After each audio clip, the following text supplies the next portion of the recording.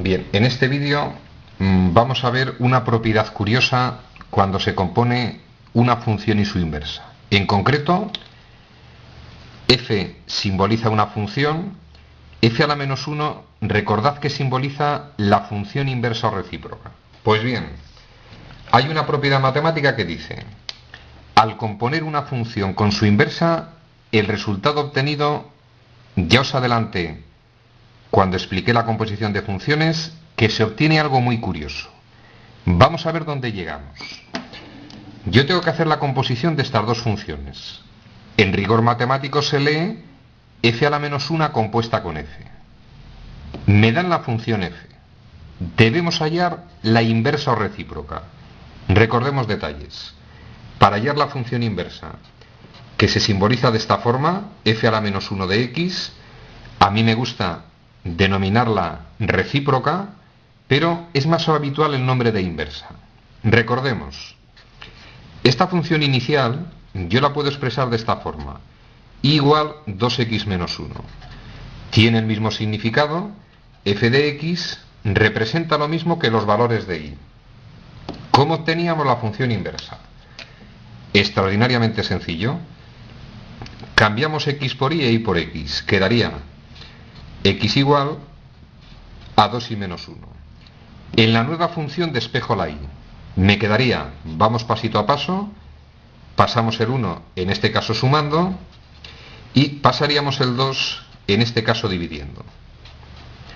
Es decir, hemos llegado a la conclusión de que f a la menos 1 de x, la inversa o recíproca de esta función, va a ser igual a x más 1 partido de 2.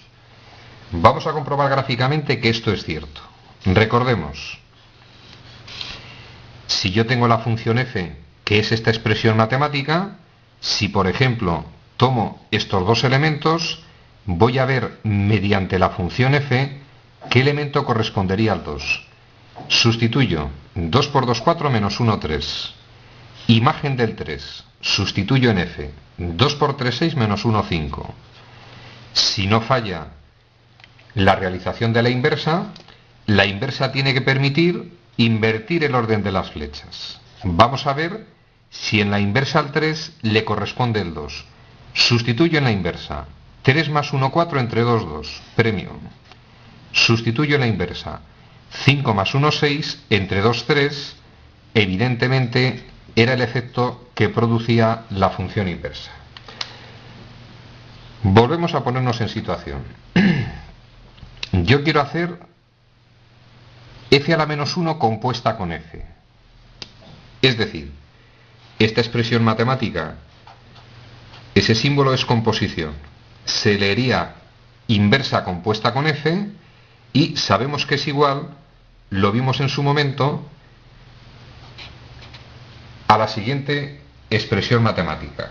Recordemos cuando vimos la función inversa, esto equivale a expresarlo de esta forma. Aunque es más frecuente expresar la composición mediante ese símbolo, nosotros sabemos que equivale a esa expresión.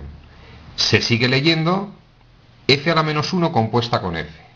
¿Y cómo podremos hallar la composición? Extraordinariamente sencillo.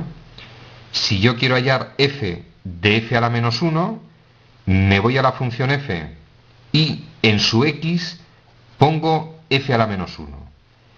Nos vamos a la función f. Donde pone x, ponemos f a la menos 1. Me quedaría 2 multiplicado por x. Sustituyo por f a la menos 1. X más 1 partido de 2. Y menos 1. Voy a operar la expresión y vamos a llegar a una situación muy curiosa.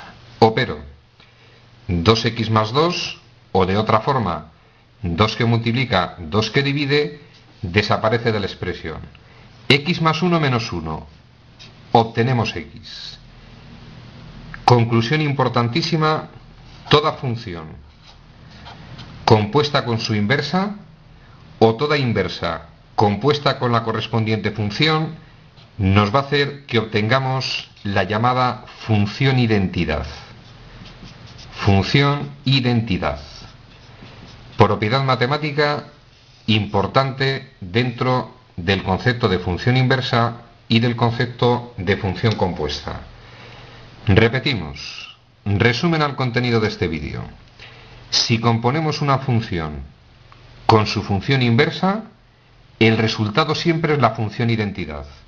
Y, aunque no lo advertí cuando expliqué la composición de funciones no es conmutativa. Es decir, si yo hago la composición de estas dos funciones, se leería g compuesta con f, y luego hago la composición de estas dos funciones, se leería f compuesta con g, no va a ser, el resultado no va a ser el mismo.